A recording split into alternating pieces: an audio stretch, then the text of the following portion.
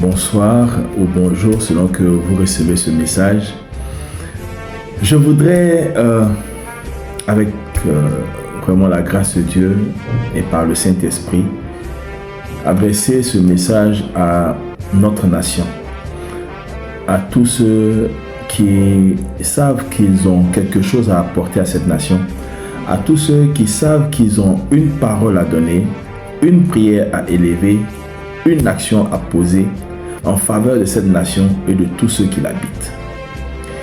En ce 6e jour du 66e anniversaire de notre nation, je ne suis pas là pour faire de la numérologie, pour dire ça fait 666, non. Je suis là plutôt pour parler de ce que cette date n'est pas une date anodine, n'est pas une date fortuite. Nous avons connu l'indépendance en tant que nation en 1960. Et aujourd'hui, ça fait 66 ans que nous allons célébrer le 7 août. Mais 66 ans, c'est 2 fois 33 ans. Et nous savons qu'une génération fait 33 ans. 33 ans après notre indépendance, le fait le plus marquant que notre nation a vécu est le décès du père fondateur, comme on l'appelait, le président Félix Houphouët-Boigny. Et 33 ans après, nous sommes là. Et entre son décès et aujourd'hui, notre nation a connu diverses fortunes. Notre nation a connu diverses situations. Et je veux croire et je crois que le Seigneur est en train de nous interpeller. Notre Dieu que nous prions, en son Fils Jésus-Christ, est en train de nous interpeller pour nous faire comprendre que nous avons 33 autres années à gérer, à prendre véritablement en considération. Nous entrons dans une nouvelle ère. C'est 2 générations. Nous sommes à la 3e génération après l'indépendance et il est de notre devoir, nous qui avons connu la 2e génération véritablement, quand bien même nous sommes nés dans la 1re génération de notre indépendance, il est important pour nous de comprendre que le chemin parcouru ne relève pas seulement de nos parents, mais de nous aussi qui avons été les contemporains de cette génération de 60 à 93. Aujourd'hui, nous sommes au milieu, comme on dit, entre la génération à venir et la génération passée. Si nous sommes donc les contemporains de la génération 2026 à 2059, il est important pour nous de comprendre que la notion de nation est importante et nous devons tous garder cela à l'esprit et aussi dans notre cœur. Une nation existe parce que des personnes ont décidé de partager un même espace, un même territoire. Ces personnes ont accepté de cohabiter ensemble, de se donner un environnement propice à leur épanouissement. Ces personnes se sont donné des lois et par le jeu des alliances ont appris à vivre ensemble. Ces personnes, malgré leurs différents horizons, malgré leurs différences coutumières ou traditionnelles, malgré leurs différences ethniques, ont accepté malgré tout cela de se réunir sous la bannière orange, blanc et vert. Cette nation s'appelle la Côte d'Ivoire. C'est la nation ivoirienne. Nous sommes fiers d'être ivoiriens. Nous sommes fiers d'être ivoiriens.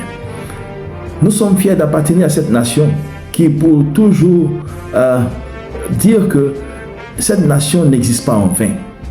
Heureuse la nation dont l'Éternel est Dieu. Heureux le peuple qui s'est choisi pour héritage, dit la parole.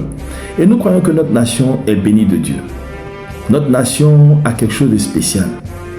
Mais malheureusement, nous attendons ici et là des querelles, des divergences. Nous entendons des cris de douleur qui montent de notre nation. Nous entendons des récriminations. L'on parle d'injustice. Le fort se croit toujours fort et le faible maudit le fort. Mais nous, en tant que chrétiens, nous n'avons pas de bord politique. Nous avons un seul bord, celui de la justice de Dieu, celui de la vérité de Dieu, celui de l'amour de Dieu. Alors, peu importe les partis auxquels chacun appartient, peu importe les partis politiques, peu importe les communautés auxquelles les gens appartiennent, que ce soit traditionnellement, que ce soit dans la religion et autres, nous appartenons à une même nation. Alors nous devons faire l'effort de nous rassembler pour bâtir quelque chose de vrai. Oui, nous devons bâtir un avenir meilleur pour nos descendants. Si les étrangers, comme on le dit, viennent en Côte d'Ivoire et prospèrent, c'est vrai qu'il y a des étrangers qui ne connaissent pas leurs limites, qui veulent même s'accaparer le territoire, et cela fait mal. Mais il est important pour nous de comprendre qu'il faut rappeler à l'ordre tous ceux qui ne comprennent pas que notre nation est une, on ne peut pas la détruire. Si les gens aujourd'hui peuvent dire qu'ils peuvent aller en exil ailleurs, on est mieux que chez soi. Et quand l'étranger arrive, la parole nous demande de l'accueillir. Mais la parole demande à l'étranger aussi de se conformer aux règles. Alors dire cela, ce n'est pas la xénophobie, ce n'est pas la méchanceté, c'est juste respecter les lois qu'on s'est données. Si nous avons accepté de vivre ensemble, si nous avons accepté d'être dans cette même nation et de demeurer ensemble en respectant les lois et les règles que nous sommes données, il est important que l'étranger aussi connaisse sa place. Alors, je veux interpeller tout le monde à prier, certes, mais que la crainte de Dieu soit dans le cœur de chacun. Parce que je ne crois pas que si quelqu'un marche selon la parole qu'il suit ou le livre qu'il suit, il est prôné là-dedans la haine de son prochain. Il est prôné là-dedans la destruction de l'autre. Nul ne sait qui est une source de bénédiction pour soi. Alors, prions et que cette nouvelle génération, ces 33 nouvelles années qui s'ouvrent devant nous, soient des années de gloire, de grâce et de bénédiction. Nous nous aimons pas parce que nous avons décidé de nous aimer, mais parce que cela nous est imposé. Nous devons nous aimer les uns les autres. C'est un commandement que Dieu nous a donné. Et l'Église doit jouer son rôle. L'Église doit comprendre qu'elle ne doit pas prendre parti pour quelqu'un. Nous ne sommes pas là pour faire partie, d'être partisans. Quand on parle d'esprit de parti, c'est une partie de notre nation que nous entretenons. Nous sommes pour toutes les nations. Nous sommes appelés à faire de toutes les nations des disciples. Alors comprenons que notre nation a besoin de vivre l'unité vraie. L'union, la discipline, le travail, c'est notre devise. Alors commençons par l'union. Et que tous rejettent le mal dans le cœur. Que tous rejettent les récriminations, mais que la justice soit. Que la justice soit, on n'est pas fort tout le temps. Que Dieu nous bénisse et que la Côte d'Ivoire soit toujours, oh oui, sécurisée par la bonne main de l'Éternel.